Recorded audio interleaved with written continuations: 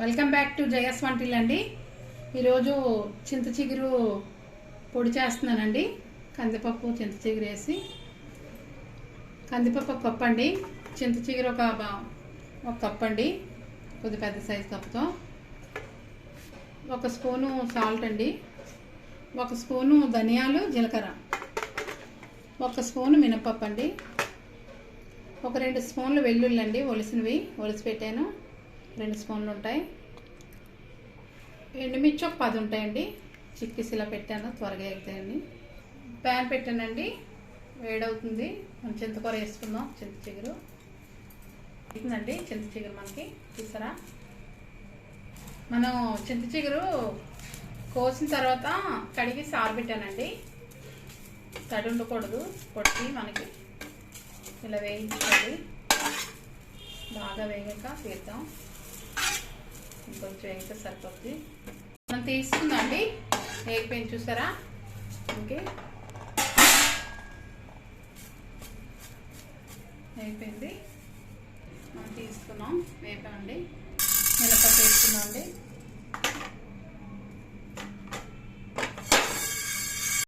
వేగిపోయాయండి మినపప్పు,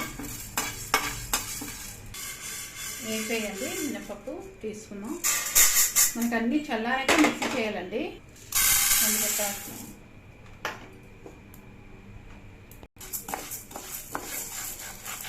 మనకి వేగుతుందండి కందిపప్పు చూసారా.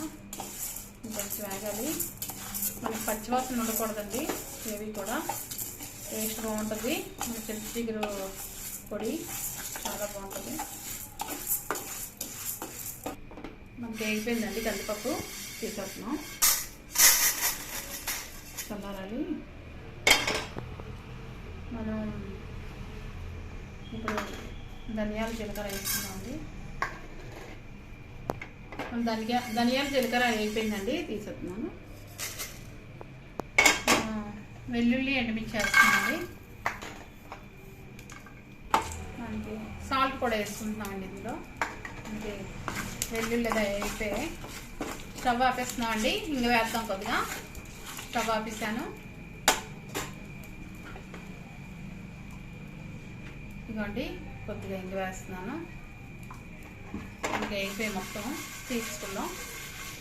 స్టవ్ ఆపిస్తాం కదా. ఇవన్నీ చల్లారాలండి. మన చింత చిగురు మొత్తం ఇంకా డ్రైగా అయిపోయింది చూసారా. మనకి చల్లారిపోయింది చింత చిగురు. మనకి ఇవన్నీ చల్లారితే అప్పుడు పొడి చేసుకుందామండి. చల్లారాయి.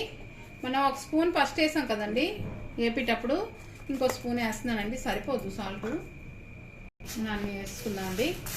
2 స్పూన్లు సాల్ట్ పడిందండి. మనం మొత్తం మిక్సీ కూడా వేద్దామండి. చల్లారిపోయాయి, కొద్దిగా బాగా చల్లారాకే చేసుకోవాలండి. మనం చింతకూర కూడా వేసుకున్నాం. ఇది కడిగేసి ఆరబెట్టి నీళ్ళలో ఆరబెట్టానండి. నీళ్ళలో ఆరబెట్టేసి ఆరిపోయాక అప్పుడు అయిపోయాను.